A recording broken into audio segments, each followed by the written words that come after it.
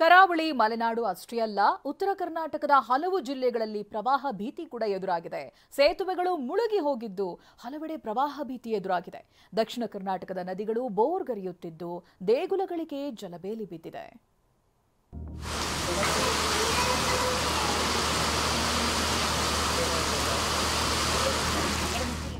ನದಿಗಳು ಬೋರ್ಗರೆಯುತ್ತಿವೆ, ಹಳ್ಳ ಕೊಳ್ಳಗಳು ತುಂಬಿ ಹರಿಯುತ್ತಿವೆ, ಸೇತುವೆಗಳು ಮುಳುಗಡೆಯಾಗಿವೆ. ರಾಜ್ಯದಲ್ಲಿ ಮಳೆ ಅಬ್ಬರಿಸಿ ಬೊಬ್ಬಿರಿಯುತ್ತಿದೆ. 14 ಗ್ರಾಮಗಳಿಗೆ ಸಂಪರ್ಕ ಕಲ್ಪಿಸುವ ಸೇತುವೆಗಳು ಜಲಾವೃತ. ಮಹಾರಾಷ್ಟ್ರದ ಪಶ್ಚಿಮ ಘಟ್ಟ ಪ್ರದೇಶದಲ್ಲಿ ಮಳೆ ಅಬ್ಬರ ಜೋರಾಗಿದೆ. ಇದರಿಂದ ಕೃಷ್ಣಾ ದೂದ್ಗಂಗಾ ನದಿಗಳಿಗೆ ಮಹಾರಾಷ್ಟ್ರ ಜಲಾಶಯಗಳಿಂದ ನೀರು ಬಿಡುಗಡೆ ಮಾಡಲಾಗಿದ್ದು, ಕೃಷ್ಣಾ ದೂದ್ಗಂಗಾ ನದಿಗಳು ಅಪಾಯದ ಮಟ್ಟ ಮೀರಿ ಹರಿಯುತ್ತಿವೆ. ಚಿಕ್ಕೋಡಿ ಉಪವಿಭಾಗ ವ್ಯಾಪ್ತಿಯ 8 ಸೇತುವೆಗಳು 4ನೇ ಬಾರಿ ಜಲಾವೃತವಾಗಿವೆ. 14 ಗ್ರಾಮಗಳಿಗೆ ಸಂಪರ್ಕ ಕಲ್ಪಿಸುವ ಸೇತುವೆಗಳು ಜಲಾವೃತವಾಗಿದ್ದು, ಪರ್ಯಾಯ ಮಾರ್ಗಗಳ ಮೂಲಕ ಜನರು ಸಂಚರಿಸುತ್ತಿದ್ದಾರೆ. ಕೊಯ್ನಾ ಡ್ಯಾಂನಿಂದ 23,000 ಕ್ಯೂಸೆಕ್ ನೀರು ರಿಲೀಸ್ ಮಾಡಲಾಗಿದೆ. ಅತ್ತ ವಾರಣಾ ಡ್ಯಾಂನಿಂದಲೂ ಕೃಷ್ಣಾ ನದಿಗೆ 75,000 ಕ್ಯೂಸೆಕ್ ನೀರು ಬಿಡುಗಡೆ ಮಾಡಲಾಗಿದೆ. ಇದರಿಂದ ಬೆಳಗಾವಿ ಜಿಲ್ಲೆಯಲ್ಲಿ ಪ್ರವಾಹದ ಎಚ್ಚರಿಕೆ ನೀಡಲಾಗಿದೆ.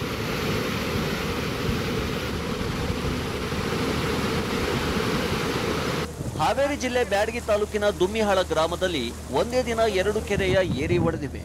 ಜೇನುಕೆರೆ ಮತ್ತು ಕಬ್ಬಿನ ಕೆರೆ ಒಡೆದು 2 ದಿನಗಳಾದರೂ ಕೆರೆ ದುರಸ್ತಿಗೆ ಜಿಲ್ಲಾಡಳಿತ ಮುಂದಾಗಿಲ್ಲ.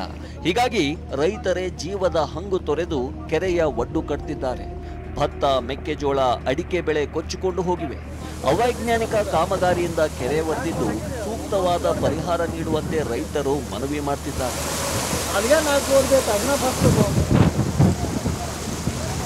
ದಾವಣಗೆರೆಯಲ್ಲೂ ಮಳೆ ಅಬ್ಬರ ಜೋರಾಗಿದ್ದು, ಗಾಜನೂರು ತುಂಗಾ ಡ್ಯಾಂನಿಂದ ನೀರು ಬಿಡುಗಡೆ ಹಿನ್ನೆಲೆ ತುಂಗಭದ್ರಾ ನದಿ ನೀರಿನ ಮಟ್ಟ ಹೆಚ್ಚಳವಾಗಿದೆ.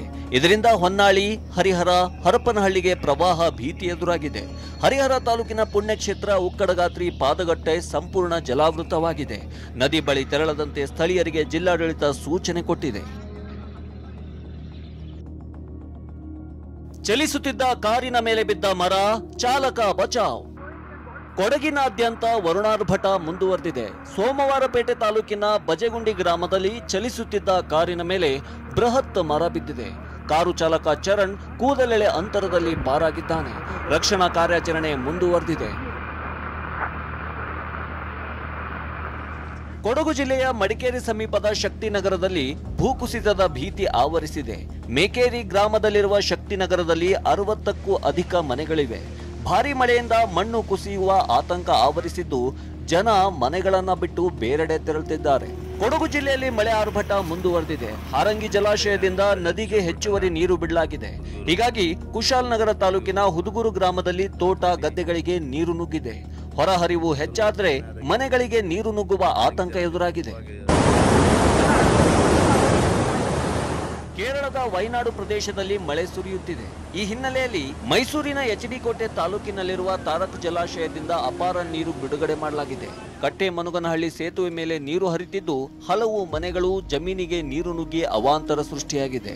ಕಟ್ಟೆಮನುಗನಹಳ್ಳಿ ಆಲತ್ತಾಳಹುಂಡಿ ಸಂಪರ್ಕ ಕಡಿತವಾಗಿದ್ದು ಅಂತರಸಂತೆ ರಸ್ತೆ ಮಾರ್ಗ ಬಳಸಿ ಸಂಚರಿಸುವ ಪರಿಸ್ಥಿತಿ ಎದುರಾಗಿದೆ.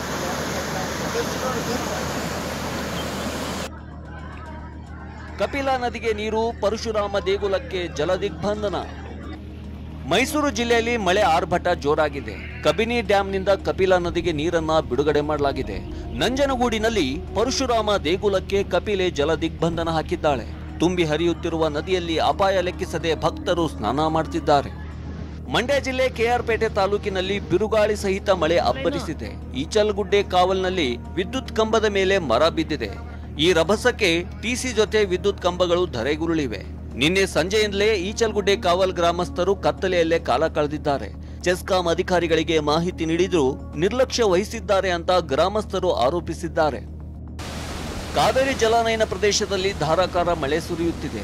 ಮಂಡ್ಯ ಜಿಲ್ಲೆಯ ಶ್ರೀರಂಗಪಟ್ಟಣ ತಾಲೂಕಿನಲ್ಲಿರುವ ಕೆಆರ್ಎಸ್ ಜಲಾಶಯಕ್ಕೆ ಅಪಾರ ಪ್ರಮಾಣದ ನೀರು ಹರಿದು ಬರುತ್ತಿದೆ.